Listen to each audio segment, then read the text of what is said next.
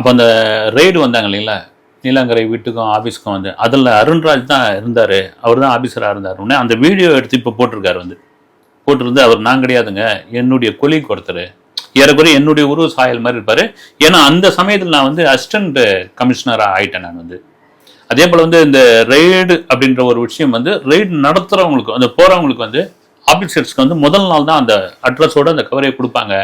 முன்னாள் வரைக்கும் நான் கிடையாது, அப்படி இருந்திருந்தா நான் ஏன் கட்சியில் வந்து இணைஞ்சிருப்பேன் அப்படின்னு அந்த ஃபோட்டோ. ஏன்னா அவர் இணைஞ்சதுலேருந்து அதுதான் வந்து ஒரு சோசியல் மீடியாவில் அந்த படத்தை எடுத்து போட்டுருந்தாங்க. இதெல்லாம் மீறி நான் வந்து என்னுடைய பங்களிப்பை இந்த கட்சிக்கு நான் வந்து பிரமாதமாக கொடுப்பேன். நான் நீங்கள் என்ன வேணாலும் என்னை விமர்சனம் பண்ணிக்கங்க, ஏன்னா எனக்கு வந்து இந்த கொள்கை அவருடைய இது கோட்பாடு எல்லாம் எனக்கு பிடிச்சிருக்குதுன்னு ஒரு அதிகாரியாக அவர் சொல்கிற ஒரு விஷயமாகட்டும், அதுக்காக வந்து ஒரு விருப்ப ஓய்வு கொடுத்துட்டு வந்ததாகட்டும் ஒரு துணிச்சலான ஒரு விஷயம்தான். இதை வந்து கட்சியில் இருக்கிற தலைவர் விஜயிலிருந்து மற்றவங்களாம் ஏற்றுக்கிட்டு இவர் என்ன சொன்னார்னு தெரியல, என்ன ஐடியா சொன்னார், என்ன விஷயங்கள் சொன்னார் தெரியல, உடனே கொள்கை பரப்பு செயலாளர் பதவி அதை விட ஒரு கேள்வி வைக்கிறாங்க.